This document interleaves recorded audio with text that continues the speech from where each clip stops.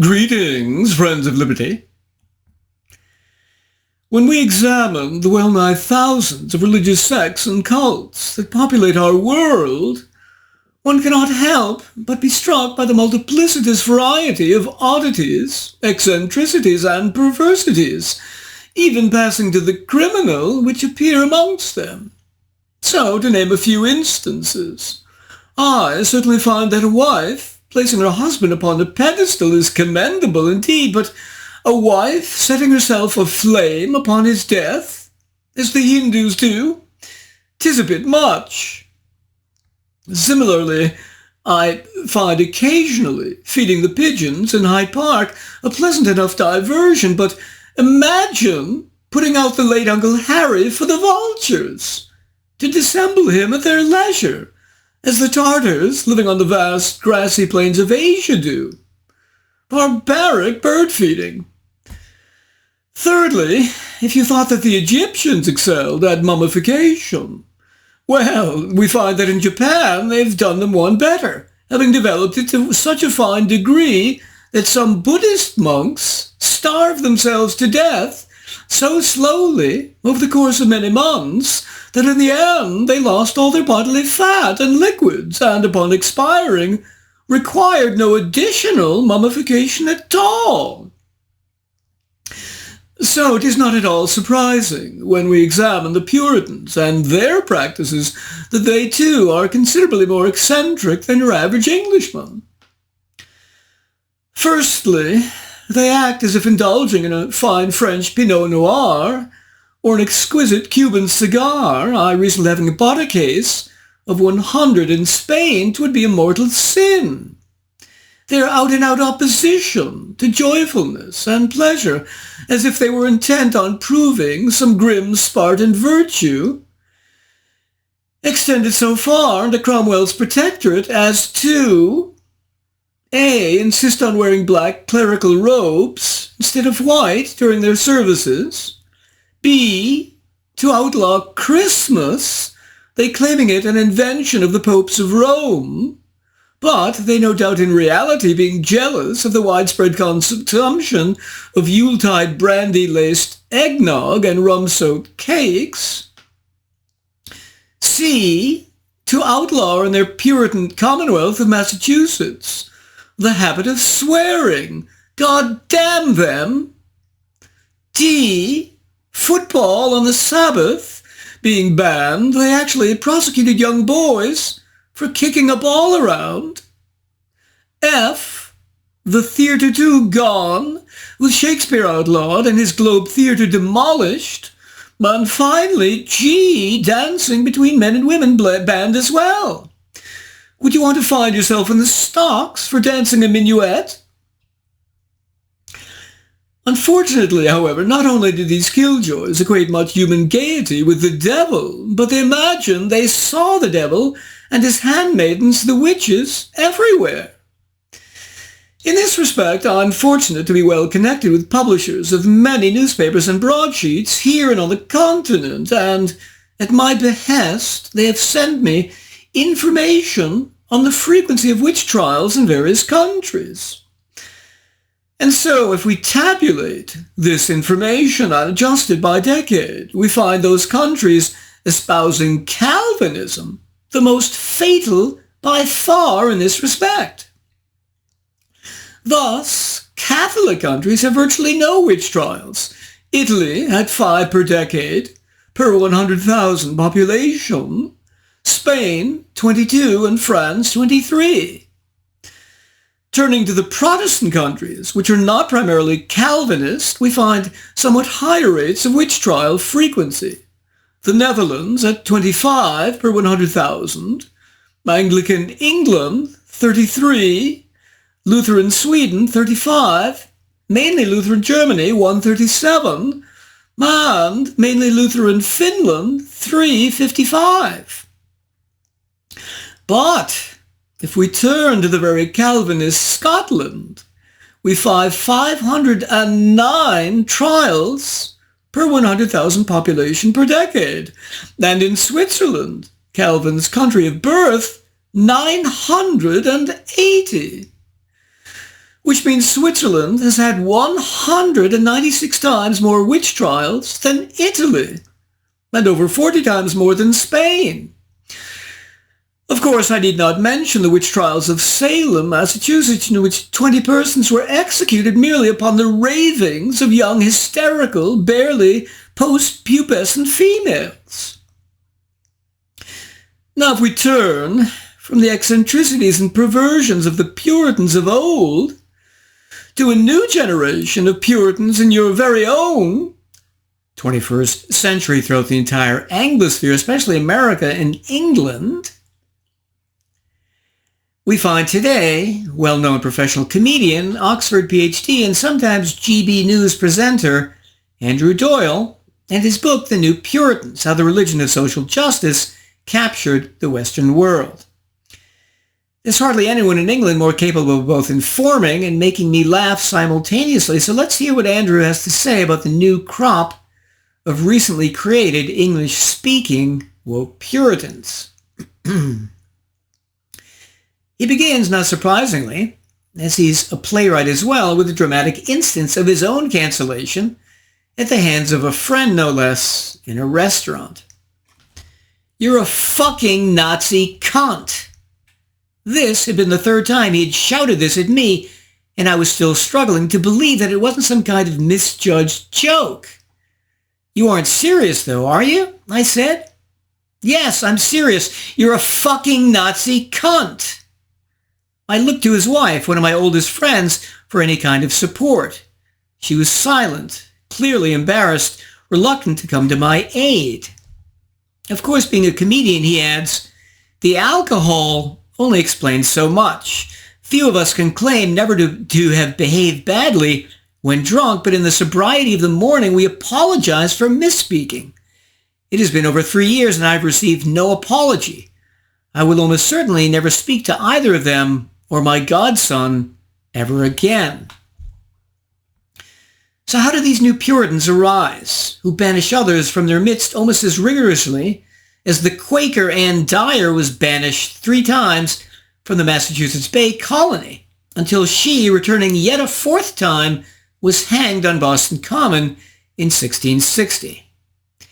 Andrew naturally turns to the prototypical American case of Puritan persecution, giving us intimate details of the Salem witch trials, which occurred 32 years later and about 15 miles to the north of Dyer's hanging. Seeing the intolerant presence of Calvinism at the Salem witch trials with its Puritan focus on heaven and hell, good and evil, and the fiction that some are predestined to salvation, others damnation, he naturally avails himself of a common misconception about woke ideology. It's a religion. Andrew buttresses his claims by citing other authors such as James Lindsay, John McWhorter, Tom Holland, and Vivek Ramaswamy, who agree. He summarizes his belief by saying, woke more closely resembles fundamentalist religion, but for the sake of concision, the word religion will suffice. Andrew adds the notion of social justice found in his book's title to complement the natural intolerance of Puritanism with the woke claim that they too are victims and should receive justice. What percentage of the population is woke? He says a recent report pegged it at 13%. Andrew subsequently regales us with many by now familiar examples of woke behavior. And so let's take a brief stroll down woke memory lane to recap the lowlights. George Floyd's death and the utterly irrational paroxysm of woke rage and rioting it caused, as if it had been representative of anything. Relatedly, activist Vicky Osterweil in 2020, writing a book entitled In Defense of Looting, the cancellation of the movie Gone with the Wind, excised from HBO Max, the woke creation of the term TERF, trans-exclusionary radical feminists, incorrectly applied to J.K. Rowling, who as a result was shunned by many of the stars of her own Harry Potter films, and who received so many death threats from the woke that she could paper the house with them. The notion of cultural appropriation, with some whites wearing dreadlocks being harassed. The notion of intersectionality, that you can accumulate extra brownie points if you belong to more than one alleged victim class. Our old friend Jussie Smollett and his staged MAGA attack at 2 a.m. in the cold of a Chicago winter night. A 2020 report which found that 1 in 3 right-leaning scholars claim to self-censor for fear of consequences to their career. The notion of lived experience is trumping all facts and arguments. How woke attitudes, especially in Britain, permeated right into the police forces, with them either bending the knee or saying being offensive is an offense. The fact that Andrew's own tipping point came when Mark Meacham, a.k.a. Count Dankula, was prosecuted merely for teaching his girlfriend's pug dog how to give the Heil Hitler salute. How some of the woke even thought that the phrase trigger warning might itself be triggering, as it could invoke guns and violent imagery. How the Anti-Defamation League has changed the definition of racism from the belief that a particular race is superior or inferior to another to the marginalization and or oppression of people of color. How even the prestigious New England Journal of Medicine got into the woke game by arguing that sex designations on birth certificates offer no clinical utility. How woke sexual categories now include pangender, aporagender, agender, bigender, trigender, genderqueer, gender fluid, demigender, demigirl, demiboy, asexual, omnisexual, polysexual, abrosexual, androsexual, gynosexual, scoliosexual, aromantic, gender questioning, and gender nonconforming. How when British Prime Minister Keir Starmer was asked whether a woman could have a penis, his response was, I don't think we can conduct this debate with, I get this. How the woke trans lobby ignored the science that around 80% of children eventually become reconciled with their biological sex, so their possible gender confusion is not evidence of being trans. How the destructive duo of Ibram Kendi with his anti-racist baby book and Robin DiAngelo with her white fragility helped stoke racism against whites. And finally, how the rise of safetyism proliferated, by which when a woke person's feelings are hurt or offended, they claim they feel unsafe, and you've made them feel that way. Having described the social manifestations of these woke New Puritans in great detail, Andrew then turns to the question of how best to combat and eliminate them. Number one, being a brilliant stand-up comic, he naturally mentions that humor, mockery, and satire are some of the best weapons ever devised to fight societal oppression and injustice. A superb instance of this was Charlie Chaplin's movie The Great Dictator, his greatest box office success, mocking Adolf Hitler and the Nazis in 1940. And here was what former Prime Minister Boris Johnson wrote about the present Turkish quasi-dictator Erdogan. There was a young fellow from Ankara who was a terrific wankerer, till he sowed his wild oats with the help of a goat, but he didn't even stop to thank her. Number two, another method. Seeing how censorious these new Puritans are, Andrew emphasizes, in all this hysteria, it has apparently never occurred to anyone involved that the best solution to feeling offended by a particular show is simply not to watch it. The problem, of course, is that the new Puritans don't want others to watch it. Number three, partly confrontation with the falsehoods that are propagated by the woke is helpful. So when a group like Antifa struts around the public square pretending to be fighting fascism, it helps to A, point out that virtually everyone now is against fascism anyway, so they're not rebels, and B, to prosecute them when they engage in or commit the lawless actions they often do, like assaulting journalist Andy Ngo in Portland.